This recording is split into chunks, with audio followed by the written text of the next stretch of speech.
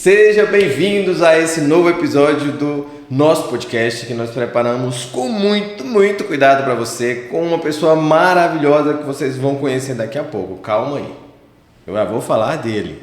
Mas antes, se inscreva no canal, tem um sininho aqui, ative para ficar por dentro, primeira mão, exclusivo dos nossos episódios, ok? Então nós falamos um pouco sobre empreendedorismo, sobre negócios, sobre sonhos. Esse aqui é um podcast da One e a gente vai entender um pouco sobre aquilo que é o negócio, sobre vida, sobre talento.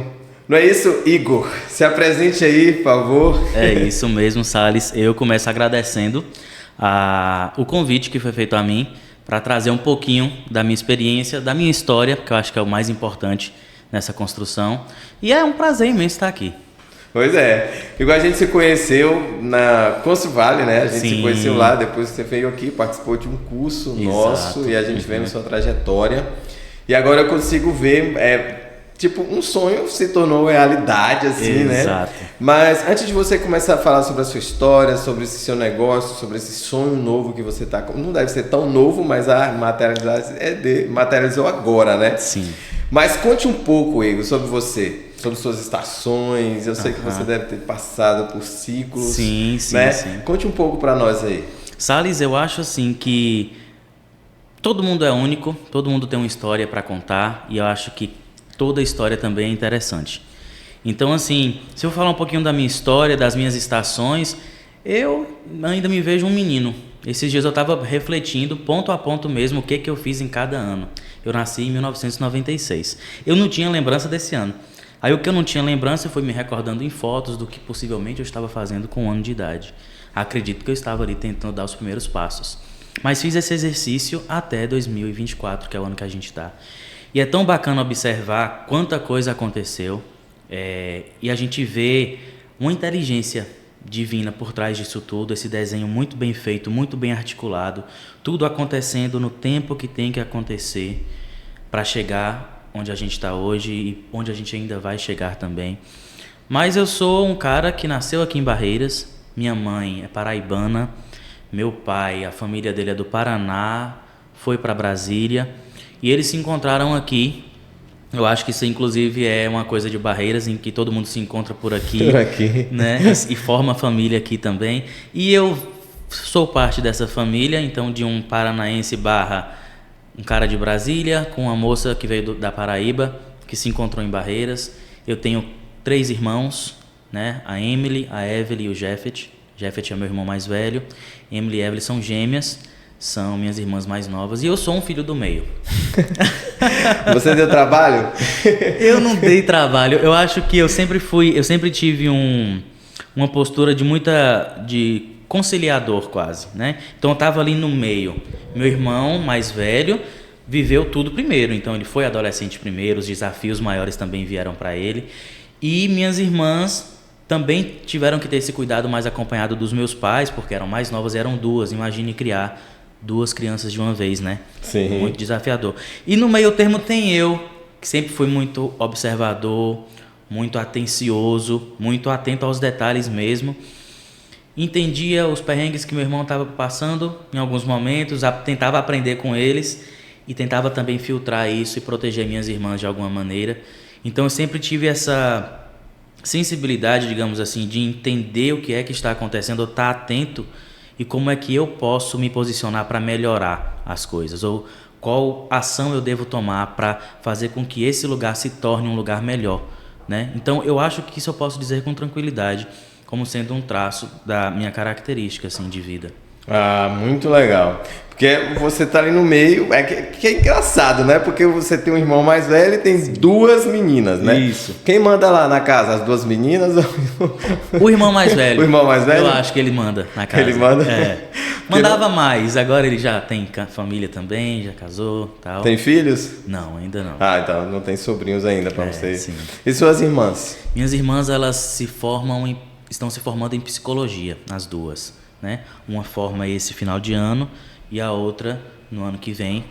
E é isso, eu acho que elas também... A gente é muito próximo, a gente tem uma conexão muito bonita. Eu acho que nada é por acaso, né? Então, se a gente vê irmão, tem um sentido nisso também. Só que para além disso, a gente conseguiu se conectar enquanto amigos. Isso é muito precioso. Sim, com certeza. É algo que eu valorizo bastante. Assim. Com certeza. Isso é bom. E seus pais, como é o nome deles? Meu pai se chama Enio Monteiro de Moraes. Minha mãe, Maria das Dores de Lima Moraes.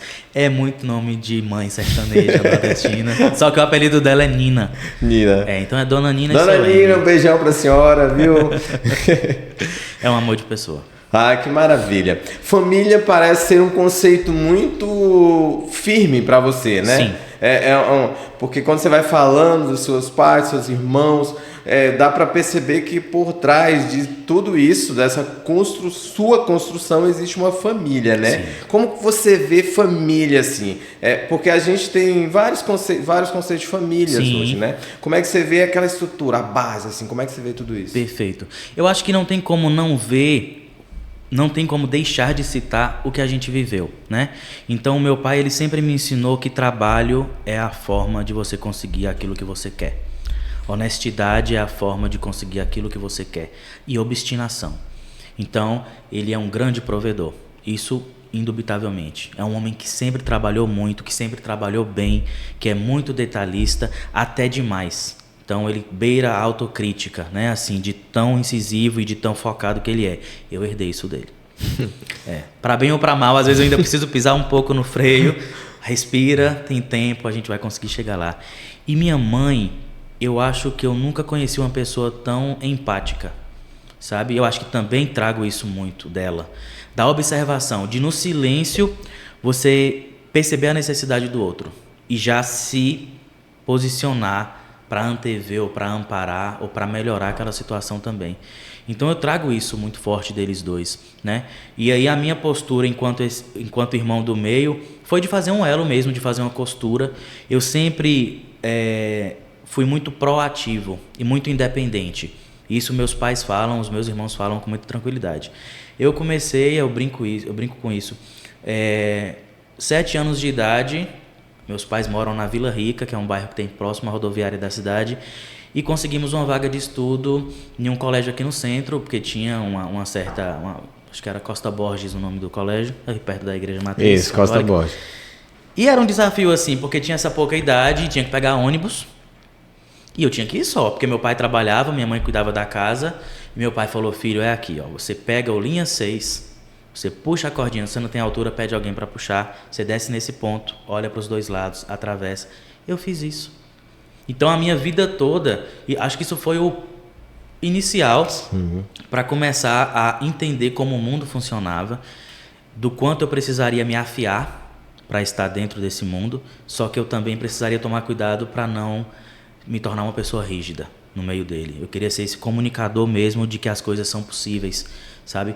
Porque o mundo é realmente já bastante rígido e pesado. Então, tentar trazer isso na nossa vivência, tentar fazer isso se integrar a você, de maneira que a sua presença já consiga comunicar algo diferente, sempre foi algo que eu pensei bastante e sempre refleti sobre isso, sabe? Ah, muito interessante. Seus pais, a formação deles, como foi o estudo deles? Pois é, meu pai, ele não chegou a se formar no 2º grau completo. Ele se formou por um curso do Senai um curso técnico de eletricidade industrial.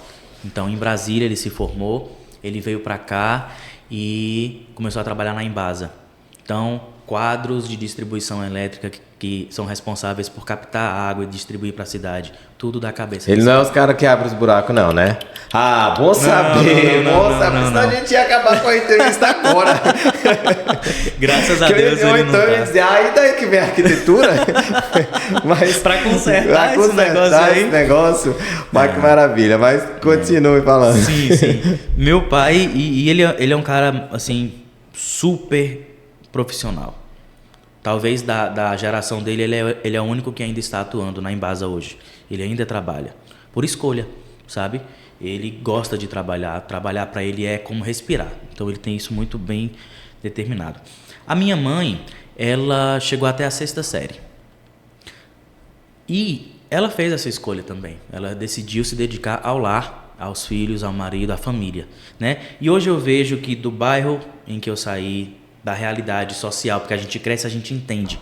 Quando a gente está dentro e a gente não não faz essa leitura. A gente é incapaz. A vida vai acontecendo, seus pais tomam as atitudes que tomam por algum motivo que você não entende, mas você segue.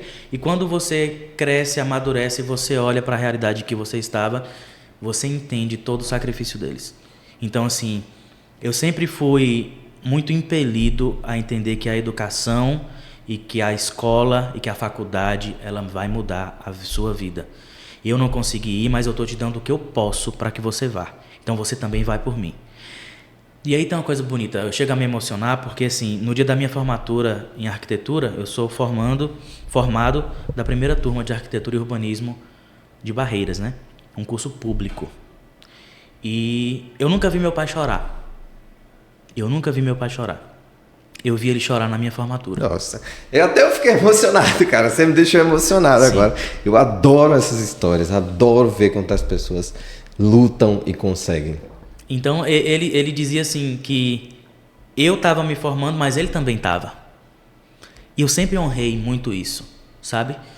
Era tanto em quantia de dinheiro que ele me dava por mês, que era para pagar os vales transportes, para ir para a escola e voltar e estudar e fazer sua vida, e me sobrava R$5, era o sorvete, não pode falar a marca? Pode, tranquilo.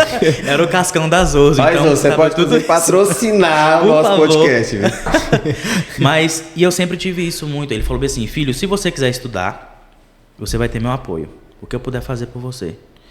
Se você não quiser, você vai ter que trabalhar, só que é muito bom que você queira estudar, porque é mais fácil. Para a questão física, braçal, né? E minha mãe sempre foi um amparo, um afago. Uma mulher muito simples, muito simples, mas muito sábia.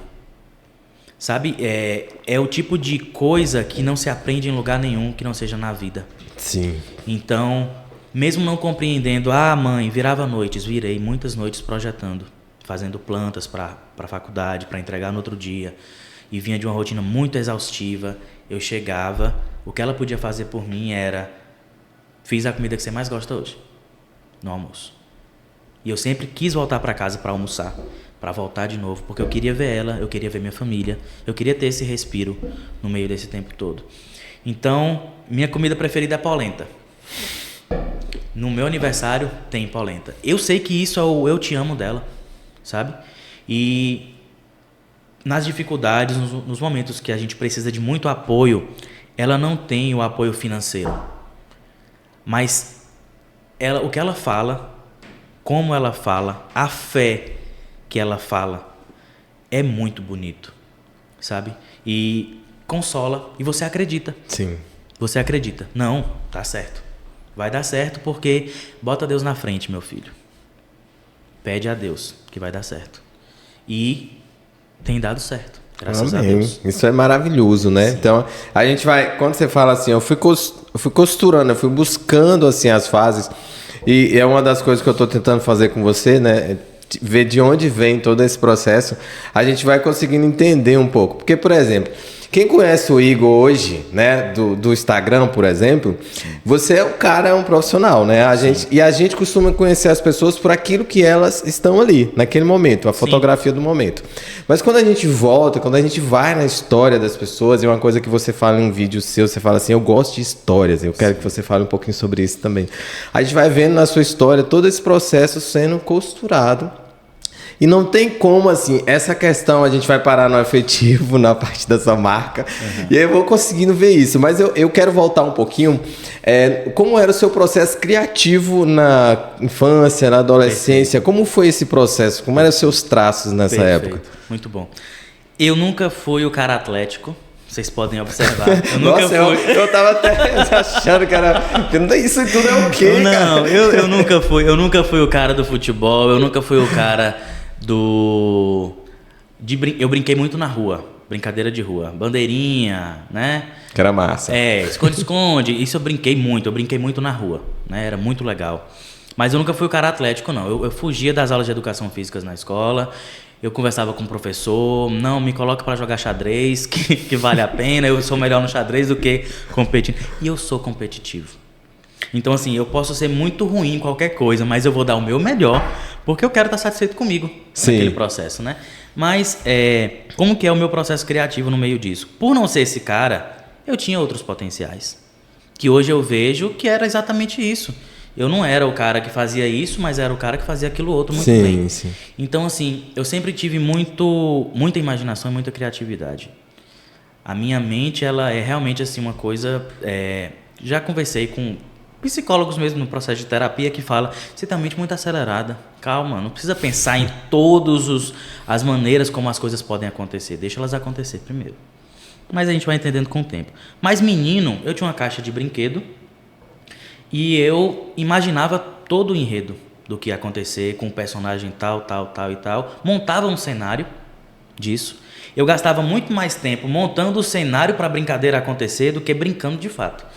Eu lembro que meu pai me deu, no aniversário de 9 ou 10 anos, uma locomotiva, que aí você tinha que colocar os trilhos, tinha que colocar os postes, as estações, colocar os vagões da locomotiva, colocava uma colher de azeite na chaminé e saía fumaça. E eu gostava de montar e perdi a graça depois que estava pronto. Entendeu? Eu não tinha prazer brincando, mas montando o cenário onde ia acontecer. E as coisas aconteciam muito aqui. Eu via os movimentos, eu era capaz de imaginar tudo o que estava acontecendo, mas eu não executava, eu não ia lá e ficava mexendo com os brinquedos. Ficava tudo e eu estava satisfeito. Estava ótimo. Aquilo era muito bom para mim. Fora isso, eu sempre gostei muito de música, né? Então, chegou um momento da vida, eu sempre prestei muita atenção em todos os tipos de arte, no geral. Então, desde pequeno, filme me chama a atenção, trilha sonora. Hoje eu consigo falar isso, né? Talvez pequeno não tinha essa consciência. Trilha sonora. Aprendi a tocar violão, meio autodidata mesmo. Falei, pai, você pode me dar um violão de aniversário, mas você não sabe tocar. Se o senhor me der, eu prometo que eu aprendo. Consigo hoje. Não sou o melhor, né, instrumentalista na área, não. Gosto muito de cantar também. Acho que a arte tem essa... Você não precisa conhecer um artista para se identificar com ele e construir alguma coisa com essa pessoa. Isso gera conexão. Sim. Então, a arte para mim sempre foi muito isso, né? Então, talvez não era o cara atlético, mas era o cara que estava sempre pensando muito sobre as coisas e muito atento às sensações mesmo, do espaço, do ambiente, de falar, nossa, eu não me sinto legal em tal lugar e me sinto muito bem nesse outro. E hoje eu consigo entender, também por conta da arquitetura, o porquê que eu tinha essas sensações, né? Bem naturalmente. Ah, muito legal. Então a gente vai ver. Você falou num ponto muito interessante, que é nós tentarmos colocar as pessoas sempre todas no mesmo lugar, na mesma caixa, na mesma... Então todos vão jogar futebol, ou todos vão fazer isso, ou todos. E às vezes nós não conseguimos perceber essas diferenças. Elas são fundamentais para a vida em sociedade, né? Então você não estava lá, mas você estava em outro processo. Então cada um vai contribuir com a sua forma para aquele processo, para o desenvolvimento da humanidade, da sociedade, do todo, né? Que você vai falar um pouco sobre lugar, espaço. Eu quero que você fale um pouquinho sobre isso.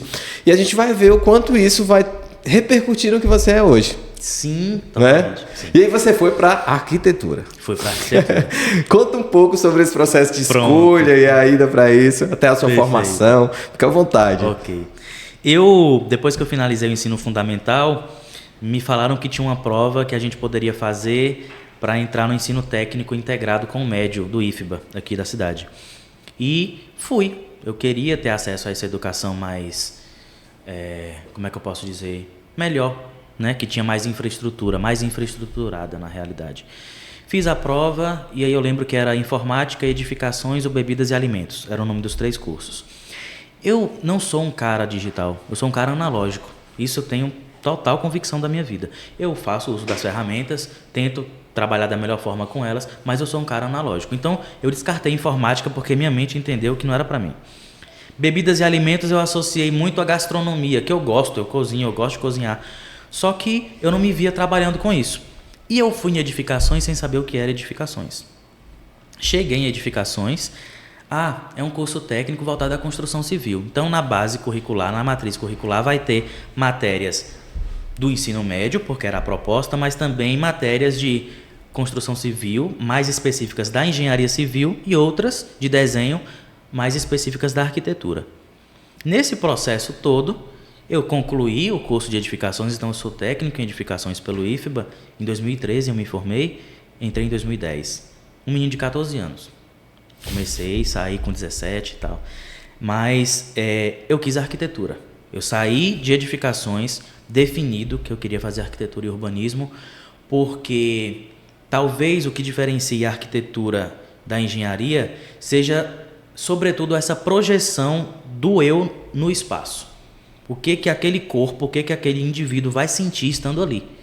E eu me preocupo em moldar esse espaço para esse indivíduo de forma que eu consiga quase que manipular as sensações que ele vai sentir ali, né?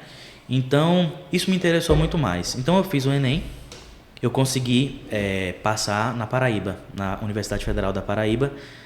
Não tinha previsão nenhuma do curso de arquitetura aqui na cidade. Quis muito ir, minha mãe tem parentes lá. Mãe, vamos, a gente dá um jeito. E meu pai disse, não, meu filho, espera um pouco, a gente não é bom a gente dar esse passo agora, você só tem 17, espera mais um ano, vê como é que a gente vai poder fazer. E minha mãe falou assim, aí vem minha mãe, né? Porque minha mãe chega e fala assim, eu muito triste, porque era o que eu queria, eu tive a oportunidade, ou seja, o mais difícil eu tinha alcançado, a vaga. Né? Então, claro, exigiria uma questão de financeira para me manter lá, de custo. É uma outra logística que meus pais levaram isso em consideração para chegar no não. E é difícil ouvir não. Sim, é muito difícil. Com certeza. Então eu fiquei triste e minha mãe falou bem assim, sem a maior pretensão do mundo. E não tinha nem chance disso acontecer. Mas minha mãe me disse, meu filho, fica tranquilo, quem sabe esse curso não vem para cá, para a cidade. E aquilo me confortou. E ela falou com uma certa certeza. Poxa, eu quero tanto que ele faça arquitetura. Eu quero tanto que ele curse isso, que é o sonho dele. Só que a gente não tem como fazer isso em outra cidade. Então, ia ser muito bom se estivesse aqui. Mas tudo bem. Eu acabei fazendo história na UFOB, 1 semestre e meio.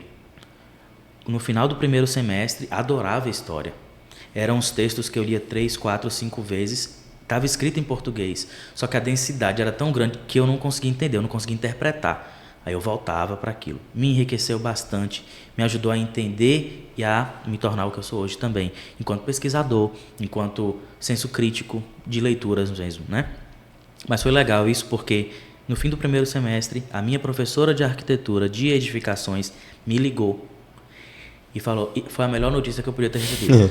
Igor, eu sei que você quer fazer arquitetura, o curso vai rodar, faça sua inscrição no Enem, porque no final desse ano o MEC consegue aprovar esse curso para a cidade.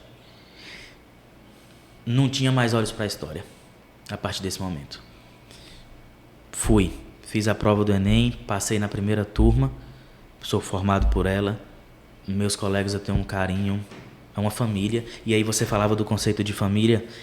É tão bonito quando ela vem, da maneira natural como vem, mas é tão lindo e consegue ser tão belo quanto quando você consegue construir isso com pessoas, né? Então eu tenho pessoas hoje que o curso de arquitetura me apresentou, que o curso de edificações me apresentou, sim, que é família.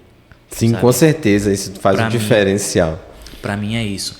E aí eu entrei no curso de arquitetura, já era técnico em edificações, já conhecia os professores, basicamente, conheci alguns colegas que eram caras conhecidas ali também, que sempre quiseram fazer o curso de arquitetura. E essa primeira turma, ela sempre se posicionou entendendo muito bem de onde é que ela vinha. Era um curso público de arquitetura e urbanismo no oeste da Bahia. Num lugar em que, para você cursar arquitetura, você precisava ir para Brasília ou para Salvador, no mínimo. Sim. Né? Então, isso tem um impacto. Tem um impacto na região e que está tendo agora. Sim, com certeza. É algo que... É um movimento. Um movimento. Né? Então, a gente acabou passando por essa aventura e com o tempo de arquitetura, com ótimos professores, assim, excelentes professores mesmo. Acho que por ser uma primeira turma, éramos nós. E ali os professores estavam quase que junto da gente nesse processo, né? Não era um curso grande, então não tinha 1000 professores disponíveis. Então, tudo foi feito muito artesanalmente, no sentido de cuidadoso, de personalizado para a realidade daquela turma. E foi muito, muito, muito, muito bom, muito proveitoso. Sou parte disso, né? Desse processo em arquitetura. e amo o que eu faço. Assim, avançar no curso só me dava a certeza. É um curso realmente muito desgastante. A gente não pode desconsiderar isso. É um curso que exige muito da gente, de todas as capacidades que a gente tem. Das manuais para você fazer maquete, das intelectuais para você entender teorias, das técnicas para você saber como é que você precisa executar um espaço bem executado.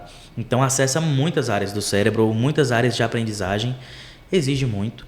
Mas a cada semestre eu ia tendo uma convicção plena de que Estava era no isso. lugar certo. Era isso. Fazendo o curso correto. Era isso, sabe? Muito bom. Isso é muito bom, né? É bom quando a gente encontra esse lugar em que você, o propósito, o seu destino, estão prontos ali. Você está traçando um lugar que você vai chegar. Isso é de uma importância muito grande, né? Porque grande parte das pessoas vivem fora desse espaço, né? Elas vivem à procura do que fazer e do que não fazer. Ou às vezes é porque realmente não encontrou, ou às vezes é porque realmente não quer enfrentar. Porque quando você fala assim, ó, é muito desgastante, né? Se a gente falasse simplesmente da parte criativa, de todo o processo, nossa, é maravilhoso, né? Cara, eu vou fazer arquitetura. Aí o cara fala assim, não, mas é muito desgastante. Aí você fala assim, acho que eu não vou fazer tanto assim, não. Né? Igual, tem cálculo? Não gosto de matemática. Sim, né? sim. Mais ou menos isso, né? Mas isso é importante demais a gente ouvir sobre essa construção. Eu também estudei no IFBA, ainda era Cefet na época. Eu sou bem mais velho que tu, hein? Eu ainda era do Cefet, você já é do IFBA. Mas tudo bem, vamos passar por essa parte aí das idades e tal. Mas é um lugar maravilhoso de se estudar, de se estar. Eu gostei demais de lá, tenho amigos ainda hoje de lá. Sim. Então, eu acho que fica próximo da gente entender. Eu vi uma foto sua no seu Instagram, eu acompanhe lá o Instagram dele, gente. Imor.arquitetura, não é isso? Isso, Imor.arquitetura. Arquitetura. Então, você vai ver que ele tem uma foto que você escreve só um milagre. Sim. Cara, eu fiquei curioso. Uhum. O que você queria falar ali? Fala pra gente aí, se é possível. Essa história é muito boa. Assim, eu fiz um ensaio profissional de fotografia e 3 fotos me chamaram muito a atenção, que é basicamente elas estão do mesmo ângulo, mas em frames ou em sequências diferentes, que eu vou construindo uma percepção assim de eu tô com a mão aqui, depois vem pra cá, e eu gostei dessa sequência. E eu me lembrei do primeiro uniforme de arquitetura, que tinha 3 palavras que definiam a arquitetura. E eu falei, eu não posso, as primeiras fotos do meu Instagram deverão ter essas 3 palavras. E aí as palavras são magia, arte e milagre. E eu coloquei essa sequência, né? E diz muito sobre o que eu acredito de arquitetura, sabe?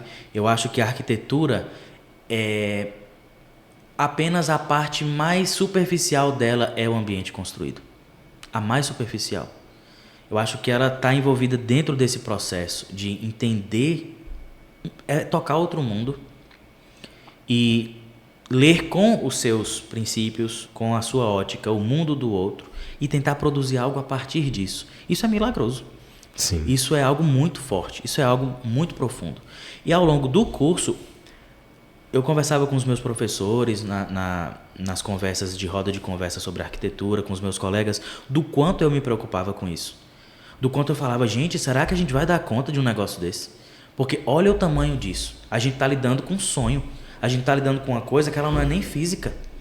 Ela está em um campo mental, de expectativa, de sonho, de sensação, de subjetividade. E eu ficava super preocupado. Eu tenho que dar conta disso tudo. E os professores, calma. Um projeto, ele não é feito só por um arquiteto. Ele é feito por toda uma equipe. Ele é feito pelo próprio cliente ou pela própria pessoa que vai estar dentro desse processo junto com você. E hoje eu entendo muito bem as coisas nas suas medidas, nas suas proporções. Só que na época me angustiava, sobretudo pela proporção do que naturalmente é. Né? Então eu nunca vi a arquitetura como algo pequeno, simples, direto. Né? Eu vi sempre nesse campo de dimensão que eu acho que é o que ela tem mesmo, de impacto a nível social, inclusive. Mas respondendo à questão do milagre, está muito... Também ela é a última, né? É magia, arte, milagre. Milagre é o último que está lá na legenda, porque as circunstâncias que me levaram a fazer arquitetura, dentro da minha história, dentro do que eu entendo, são parte desse princípio de milagre também. Milagre. Da minha trajetória de vida, eu digo, né? Assim, do curso vir para cá, de eu poder cursar isso, né? Então, nada é por acaso, eu não acredito no acaso, eu não acredito nas coincidências, isso é uma filosofia minha. E não tem como não dizer essa palavra, sabe, para definir as coisas. Eu acho que milagre é uma palavra que cabe muito bem. Que cabe muito bem, né? Um outro ponto é você falando sobre essa subjetividade que existe na arquitetura, né? Você traz uma ideia, você até fala sobre isso, sobre a questão espiritual na arquitetura, sim, né? Essa dimensão, sim, que é você entender. Isso você chegou no curso, esse processo todo, ou não? Você já tinha trazido isso? De onde vem esse entendimento dessa dimensão que estaria muito na subjetividade, apesar de ser uma matéria técnica, uma ciência, né? Ciência. É uma ciência, você consegue enxergar isso, né? Pois é. Então, Salles, eu entendo que cada um produz algo único e vem aqui para produzir algo único. Tem um propósito, né, de fato. E aí, quando eu entendo a arquitetura para esse viés, eu entendo que a arquitetura não é só isso. Ela é isso e mais outras diversas coisas. Mas eu busco olhar por essa ótica porque é a ótica que combina, que está conectada comigo, né? Então, eu acho que para entender a arquitetura desse jeito, eu primeiro tive que me autoconhecer, de entender, de fazer uma leitura pessoal, de me entender enquanto pessoa, enquanto sujeito, enquanto profissional, de entender o mercado, de entender o que as pessoas anseiam. Então, para chegar nesse fim, é uma construção. Então, a arquitetura ela me dá essa base técnica, ela me dá esse aval de ser esse profissional, mas eu uso do que eu sou, porque eu fico pensando assim, nós trabalhamos muito diariamente, né? O regime convencional de trabalho são no mínimo 8 horas diárias. Sim. Eu estou descobrindo agora que não são só 8. São 24. Eu tenho que fazer tudo, absolutamente tudo. Então eu tenho que projetar, mas eu também tenho que fazer muita coisa. E conversando com os amigos esses dias, eu falei, gente, mas eu preciso trabalhar. Eu passei a manhã toda resolvendo questões, viabilizando e tal. Mas isso é trabalho também. Eu não estou lá no computador projetando, mas tudo isso também é arquitetura, tudo isso é o meu trabalho. Mas eu digo isso porque a gente trabalha tanto. Imagina trabalhar com uma coisa que você não se identifica ou com uma coisa que você não se vê. Por melhor que seja o trabalho. Eu acho que todo mundo deveria ter direito a... Porque é dignidade isso, sabe? Mas para isso você precisa se entender. Sim. Né? Você precisa se conhecer, você precisa ter as oportunidades também para que isso aconteça. Você precisa trabalhar em torno disso, ter esse foco, ter essa meta, mas, acima de tudo, eu cunho a arquitetura para esse viés porque eu entendi que com esse viés eu consigo trabalhar com toda a minha potencialidade, sabe? Quem sou eu? A minha história? O que eu aprendi ao longo da vida? E por que eu não vou alinhar isso com algo que eu sou formado para fazer? Né? E aí a gente cria a palavra, a gente cria o formato, o método, a maneira de lidar com a arquitetura dessa forma. Dessa forma. Você fala, a gente tem a oportunidade, né, de fazer aquilo. Eu diria mais ou menos, eu acho que eu traduziria dentro de já uma ideia minha, juntando com essa ideia sua, de que a gente estaria fazendo aquilo que nós nascemos para fazer, né?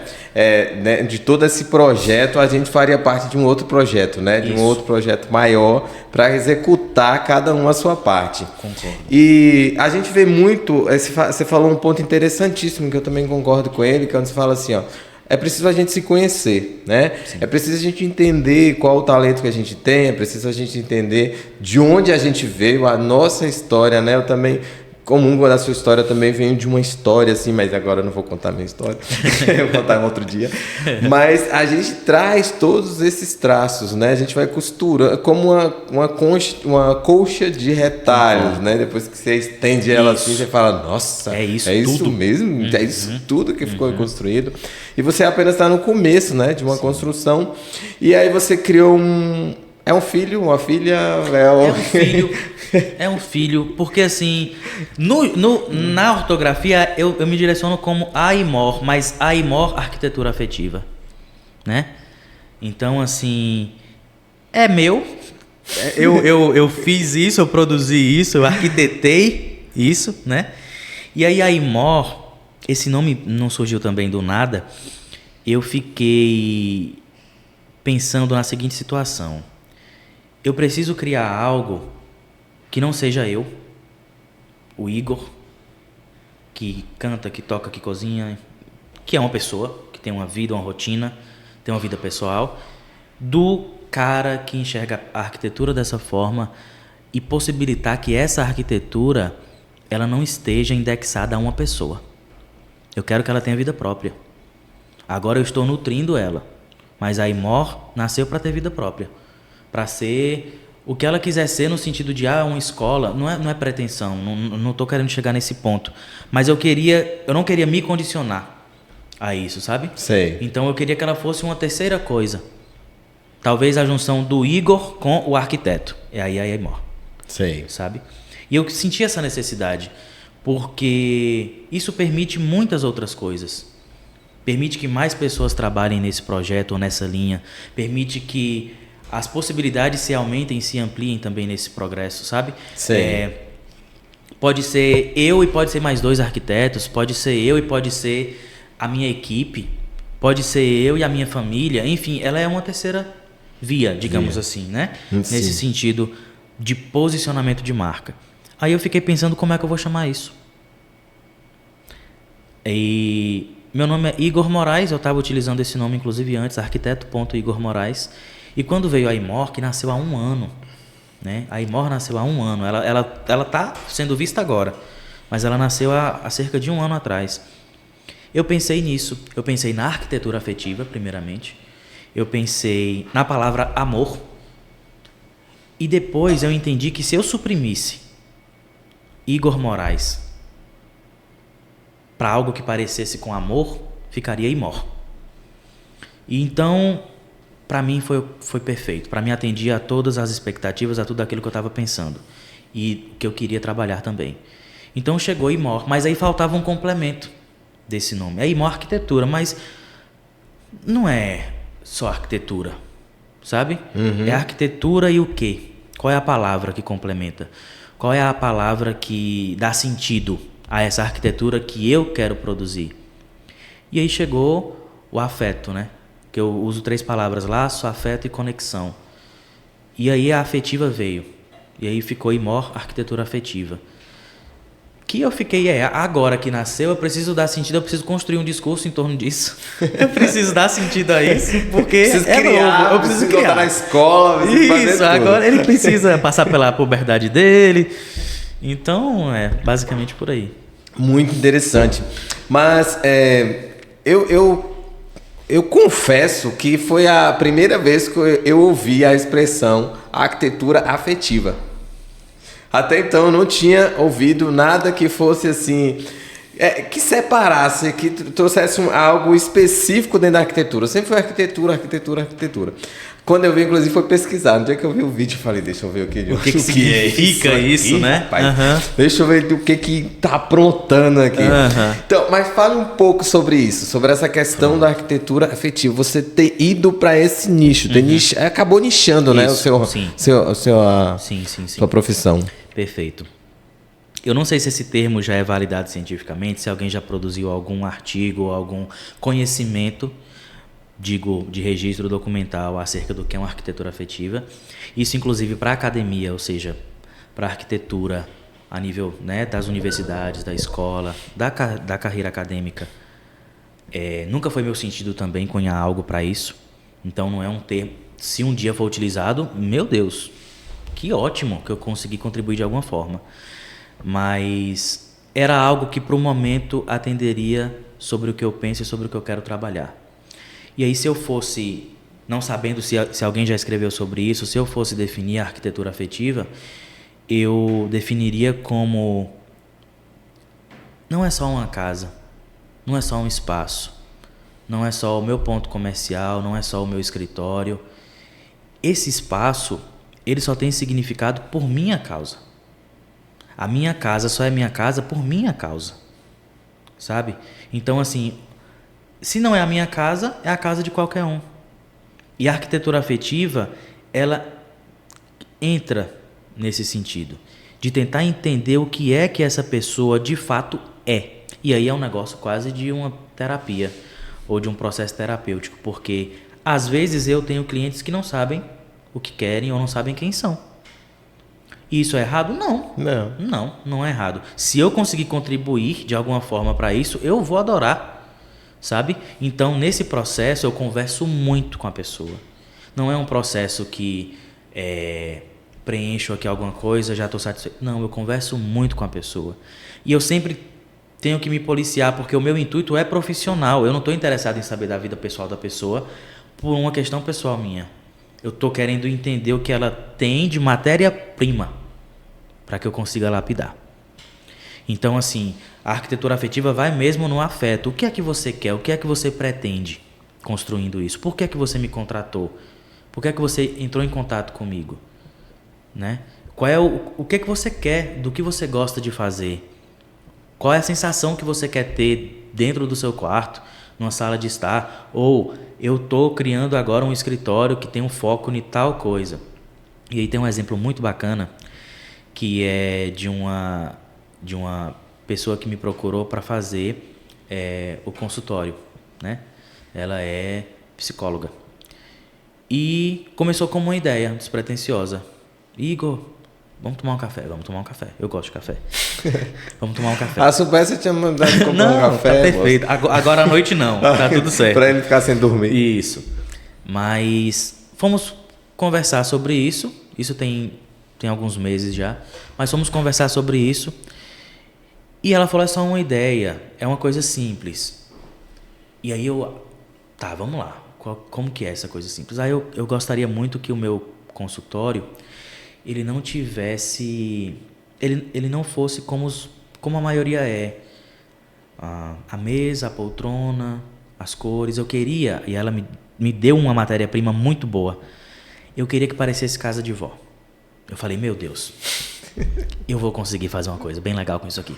Porque é uma matéria-prima muito boa. A casa de vó é simbólica. Sim. Né? Mesmo eu não tive um contato muito grande com a minha avó. Ela faleceu, eu tinha 7 anos de idade. Mas se alguém fala para mim, casa da sua avó, eu nunca vou associar isso, ou quase nunca, porque cada experiência é individual, nesse caso, a uma coisa ruim. A casa de vó, ela tá totalmente atrelada a conceitos de aconchego, a conceitos de confiança, de segurança. E aí eu comecei a falar com ela assim, a gente poderia trabalhar tal e tal elemento para trazer tal e tal sensação para o seu espaço. O que é que você acha? Ela, eu adorei. A gente pode usar tal e tal cor, porque isso pode favorecer o seu paciente nisso e nesse aspecto. Adorei também. E nesse processo de conversa e de troca, eu descubro que ela é uma grande artesã. Ela gosta de serviços manuais. Então eu falei, eu não vou deixar isso passar. Sabe fazer isso? Via uma referência. Consigo. Então vamos produzir dessa forma. Isso aqui é muito bom, isso aqui é muito bom. Ela participou muito do projeto, né? E aí, assim, eu não tinha dado o nome disso de arquitetura afetiva. Para mim, eu não sabia que isso era arquitetura afetiva. Mas no final, quando a gente concluiu o projeto, quando executou tudo certinho, as pessoas que iam ao local falavam, tá a sua cara. Parece você, isso aqui. É impressionante o quanto eu me sinto seguro, confortável, o quanto é aconchegante, o quanto é terapêutico esse espaço. Então, para mim, foi muito feliz, e eu acho que eu tenho isso muito claro na minha cabeça, de que eu vou ter a certeza absoluta que o meu projeto foi um bom projeto quando alguém terceiro, que não sabe quem eu sou, entra no espaço de um cliente meu e fala que esse espaço tá a cara dele. Porque você precisava de ver a alegria dela com isso. De se sentir representada dentro de um espaço que ela trabalha, passa a maior parte das horas do dia dela em um lugar em que ela se identifica com aquele lugar. Sim. Não parece o que a moda, o mercado necessariamente diz que tem que parecer. Parece com ela. Parece com ela. E é interessante porque você mete algo que dentro da profissão a gente consegue perceber muitos traços do arquiteto, né? São traços, na engenharia a gente também tem, isso foi assinado, o traço é desse profissional, né? E quando você parte para algo assim mais afetivo, como a sua área, você não vai ter, como você acabou de dizer, o traço vai ser muito mais do cliente do que Sim. seu, né? Então, você não acha arriscado, não? Eu acho. Eu acho demais, Salles. Isso tem um ano que eu penso sobre isso, tem um ano que eu... E aí a gente tem medo, a gente tem insegurança, a gente num primeiro momento fala, meu Deus, é isso mesmo? Mas logo depois a resposta é automática, é porque eu não vejo sentido em fazer outra coisa. Diz que quem quebra o muro primeiro sai mais ensanguentado, né? E aí assim, pra bem ou pra mal, eu tô aí quebrando esse muro, entendeu? Tô tentando, mas eu pensei muito sobre isso. E não é de forma alguma, nunca será uma crítica ao que se produz. Não, a gente está no mercado, a gente está no mundo real e esse mundo real tem que convergir mesmo, as coisas têm que andar. Se você consegue aliar isso ao que você é de verdade ou ao que você gosta de fazer, a alguma aptidão sua, não estou falando na arquitetura, estou falando de profissões de maneira geral. Por que não fazer isso? Por que não fazer, né? O Pedro, a gente estava conversando essa semana, esses dias, ele falando sobre algo que ele tinha lido, sobre você ser generalista ou ser específico. Esse autor, ele traz a ideia de que o específico não é algo que alguém vai te ensinar. Mesmo que você faça só uma coisa, só uma área, ele não considera isso específico, porque se é ensinável, é aprendível por outras pessoas, então não é tão específico assim. E ele chama de específico isso, é algo que você faz. Uhum. É algo que você vai conseguir fazer. E é algo que vai ser tão natural para você que é meio que divino mesmo, é algo específico, é como você está falando. E para uma área dessa, onde a maioria dos profissionais, eles têm uma assinatura, eles têm uma moda, tem revistas que ditam isso, né? O meio dita muito o que é claro, da tendência, você arrisca uma área, né? Sim. Mas é inovador isso, né? Isso é tipo assim, se der certo, vai dar certo com você. Amém, tomara que eu espero que dê certo, né? Obrigado. Mas é arriscado, né? A gente sabe, dentro da profissão, daquilo que é tendência. Mas eu acredito muito nisso. Por que eu estava te perguntando muita coisa do seu passado e tal? Porque a gente vai vendo que essa agulha vai passando, né? Por dentro até chegar nesse ponto. E me chamou a atenção. Né? Eu falei, Pedro, eu vou gravar, até falei com minha esposa também, vou gravar, vou mandar um convite pra ir. Aí ela falou assim, manda, eu te mandei, né? O convite, você aceitou. Por que aquilo me chamou a atenção? E se chamou minha atenção, chamou a atenção de outras pessoas também. Eu fico feliz. Né? E aí eu ia te perguntar algo que é essa ideia mesmo, como é que você faz para entender o cliente, se conectar, você chama sobre sensibilidade, né? Sim. Esse processo eu já entendi um pouco quando você falou do exemplo do cliente, né? Mas você falou algo específico assim. Mas eu não quero entrar na vida da pessoa. Isso. E como é que é isso nesse processo? Pois é, engraçado que quando eu mudei do curso, né, eu saí de história para entrar em arquitetura, história me deixou a cabeça fervilhando. E eu entrei na arquitetura disposto a fazer pesquisa na área de memória e identidade de barreiras. E aí um professor que hoje é meu amigo, assim, meu mentor quase, eu vou falar desse ponto porque ele me explicou um pouquinho, me acalmou quanto a essa questão da assinatura, né? Eu cheguei no IFBA, em arquitetura, eu falei, eu preciso pesquisar sobre barreiras, porque eu fui na Paraíba, eu tinha ido conhecer os meus parentes de lá, e lá tinha uma culinária própria, tinha um jeito de falar, tinha um jeito de vestir, e tudo isso era muito vivo, e eu não me reconhecia, eu não tinha referência do que é ser um barreirense, até porque meu pai é do Sul, minha mãe da Paraíba, vem pra cá, e essa é a realidade de uma cidade que congrega tantas pessoas, né? Sim. Na realidade, isso é um movimento comum. Mas eu fui para a arquitetura pesquisar sobre identidade e memória, conheci uma barreiras que eu me encantei. E eu acho que nesse processo de pesquisa, na faculdade, eu passei a me interessar por histórias e a entender o valor delas, sabe? Então, entender que Barreiras teve uma época antes do agro, digamos assim, né? Porque o agro interferiu absolutamente no que a gente é hoje, no que a cidade tem, o porte que tem. Mas antes ela existia bem, existia em outros formatos, existia através da navegação dos rios, do comércio, né? Entre Juazeiro, entre Barra, que depois ia para o Goiás, através dos tropeiros, das pessoas com os cavalos e as mulas que iriam deixando que ia fortificando esse comércio. Me encantei por essas barreiras. O meu TCC também é nessa área de história e memória. Sempre me encantou entender por mim mesmo, é um gosto. Sim. Entender onde eu estou, efetivamente. Eu não gosto muito da superficialidade, no geral, e sempre tento me conectar com as pessoas de maneira que eu falo, poxa, mesmo que eu veja essa pessoa uma vez só na vida, que seja algo legal que aconteça entre nós aqui. Ok, quando eu me formei, eu precisava utilizar isso, e nessa questão da assinatura, respondendo, conversando com esse meu orientador, que hoje é meu amigo, ele fala, não me chame mais de professor, não sou mais seu professor, você já se formou, entendeu?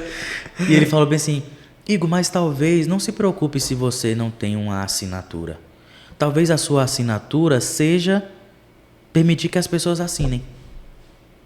E aí, é só mudar a perspectiva de uma coisa que aparentemente é um limitador. Não, na realidade ele é um propulsor. Sim. Ele promove algum outro debate acerca daquilo, né? E eu até fugi um pouco do tema que você me perguntou, que é como é que eu faço para entrar nisso. Então tem essa coisa do pesquisador mesmo, que eu aprendi durante o curso, na pesquisa da faculdade sobre a história de barreiras. Teve o fato de eu ser uma criança sempre muito observadora e muito bom ouvinte. Eu era o cara, por diversas vezes isso acontecia. Eu peguei muito ônibus na minha vida.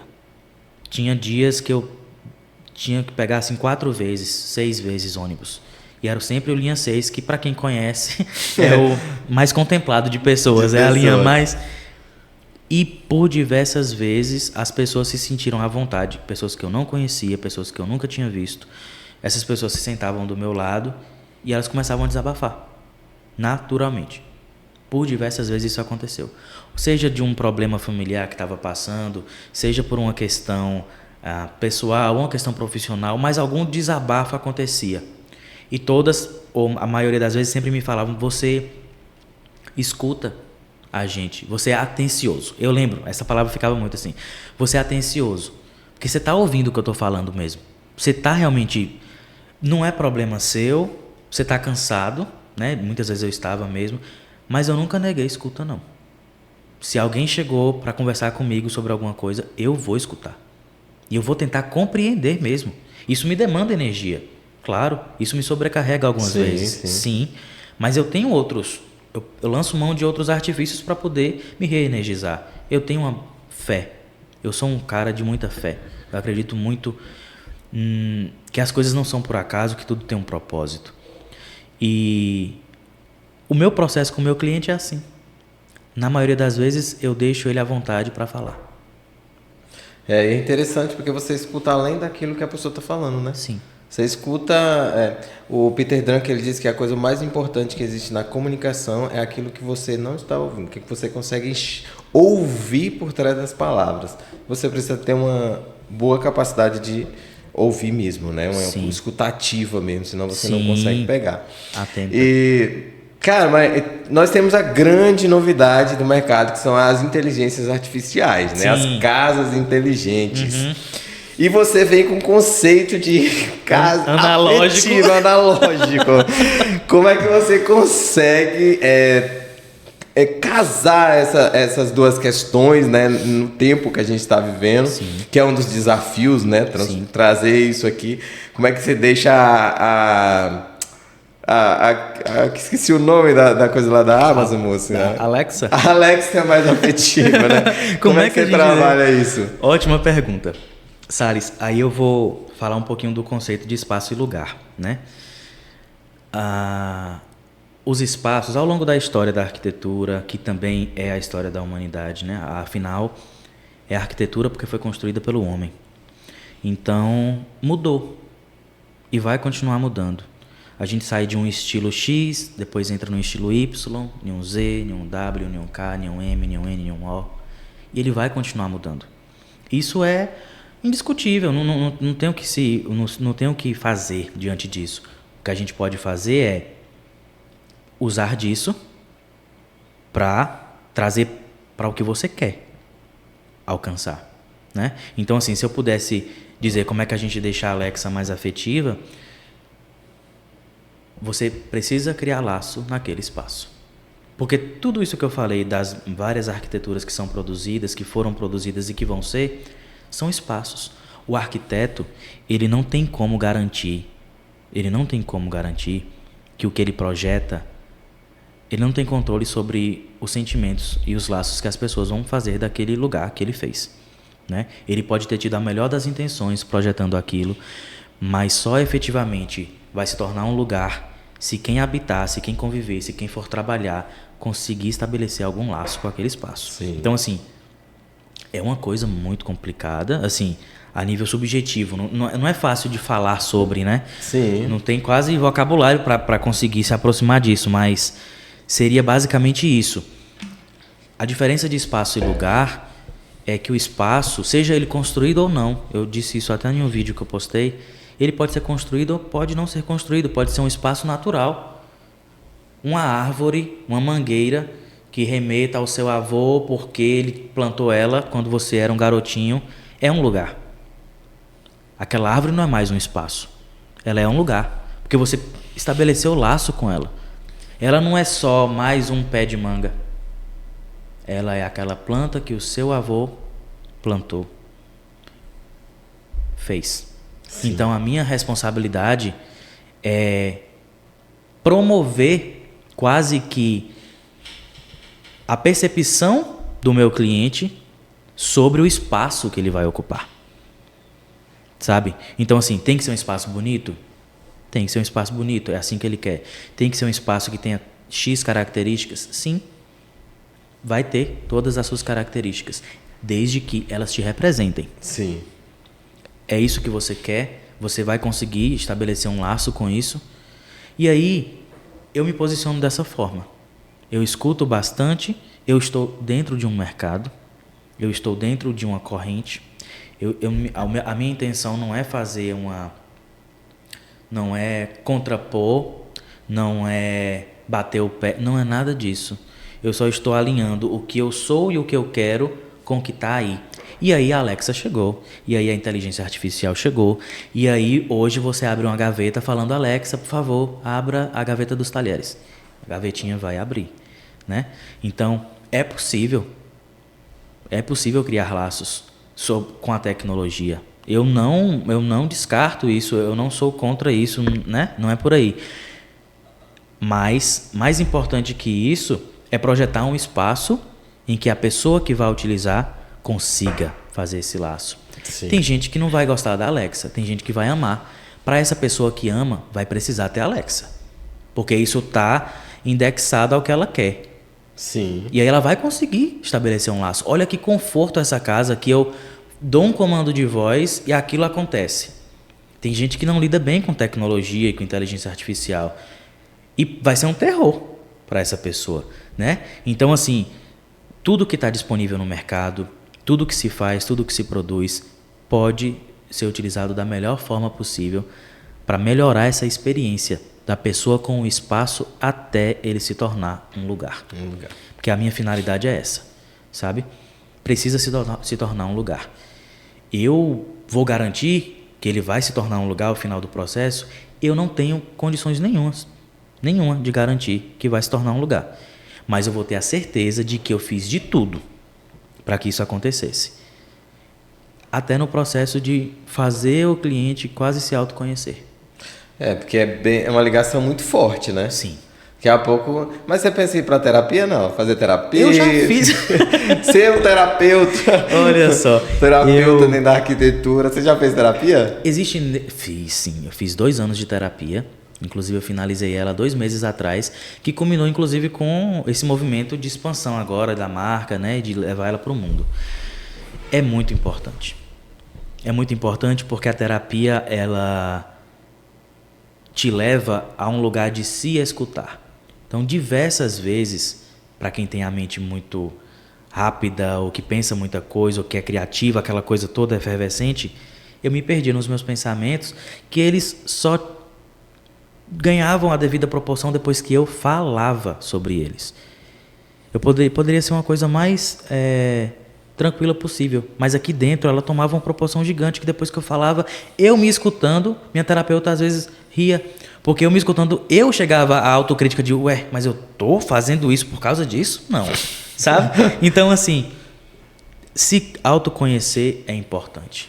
As cores que estão aqui são por um sentido. A escrita da Imor ser cursiva tem um sentido.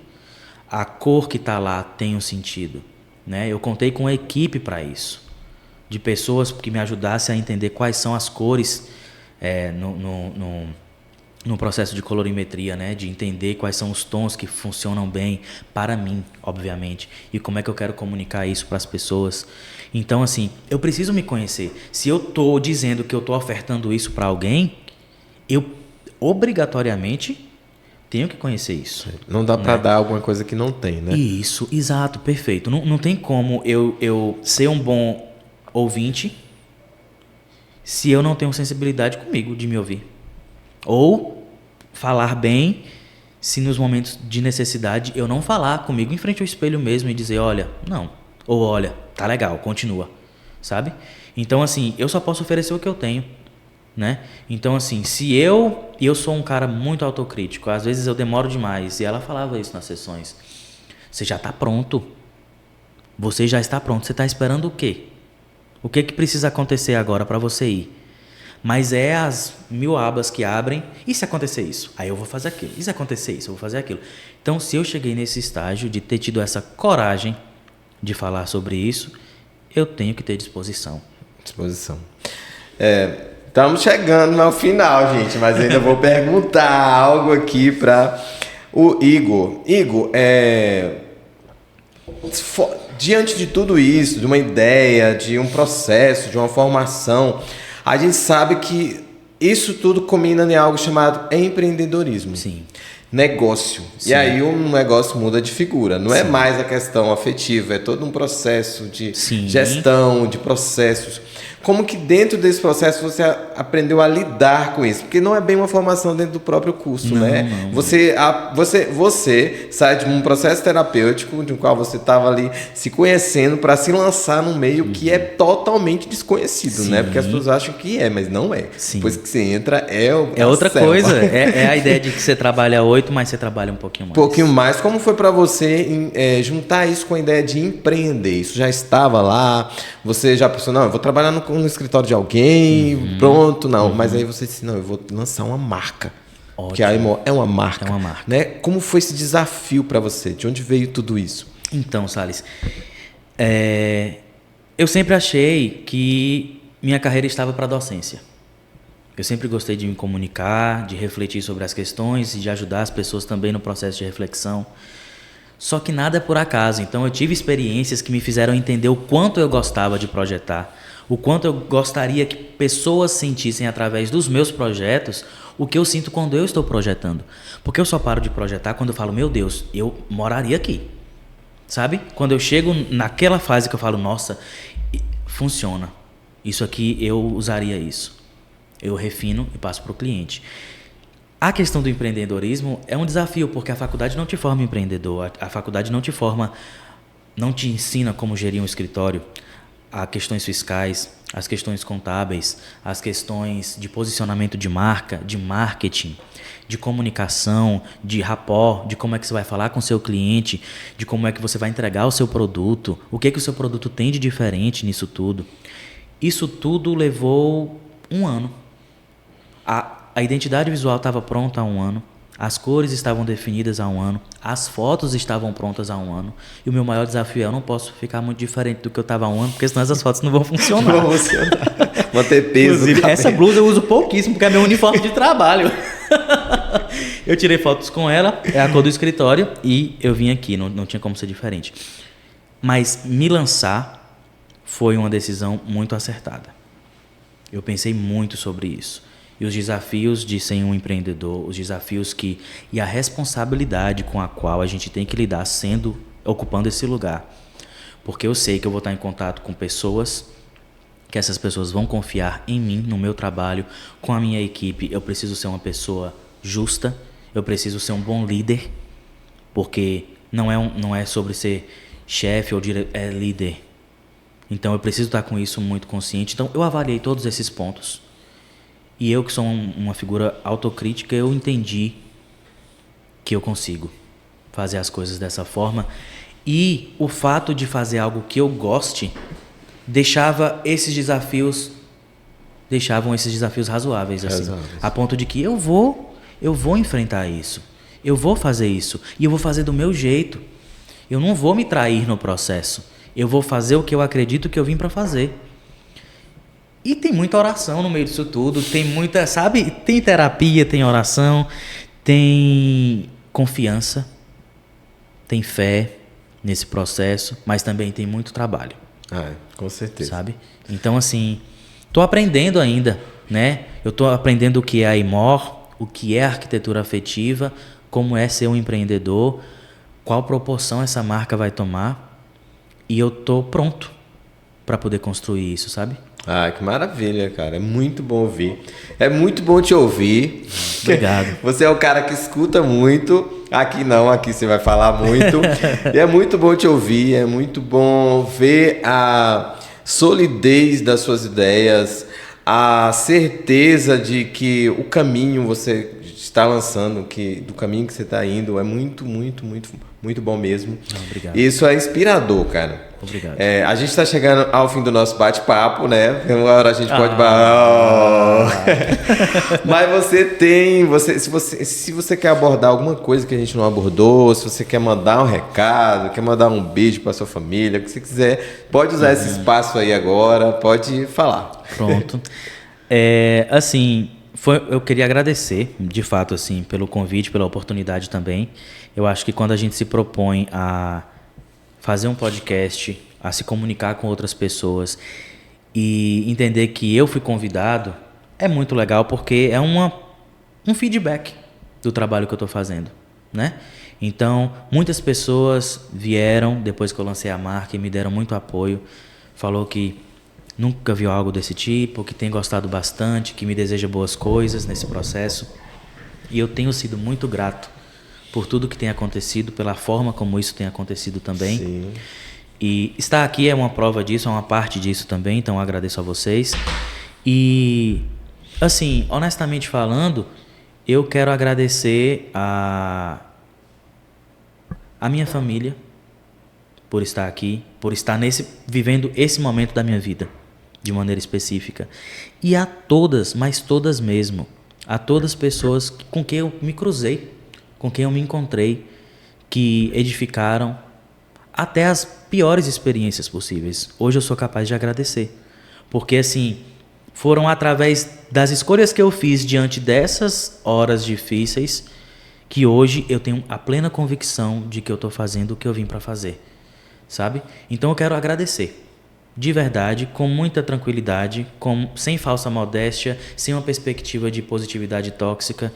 Eu sou muito grato por estar vivendo esse momento. Estou muito grato de estar aqui e desejo assim o melhor para todos, no sentido, cada pessoa que eu cruzar também, que eu me encontrar, esperem de mim isso, com muita tranquilidade, com muita limpeza, com muita tranquilidade mesmo e plenitude. Esperem o melhor, sabe? Eu quero muito.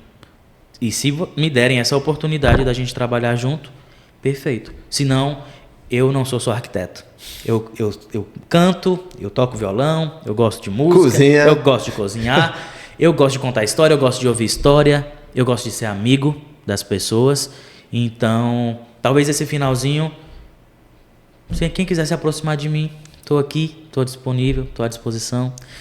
E muito, muito obrigado. Valeu, muito sucesso para você, sucesso mesmo. Valeu. Eu acredito muito no seu sucesso e acredito que você está fazendo algo muito importante. Muito obrigado. E muito especial. Okay. Vocês ouviram aí a história do Igor, vocês viu como é inspirador, como a família é tão importante na vida dele, como ele desde cedo já começou a entender parte do seu propósito. E eu sei que você conhece alguém que precisa ouvir isso. Então, não fique só para você, divida com outras pessoas, compartilhe. A rede social dele vai estar embaixo aqui na descrição. Siga a imor.arquitetura. Vai lá, comente as fotos. Fala, tem pessoas construindo todo dia, tem pessoas derrubando casa todo dia, tem pessoas sonhando todo dia. Pronto, indica aí o Igor. Meu Deus, com certeza. Façam isso. Vai, obrigado, viu? Valeu. Eu que agradeço.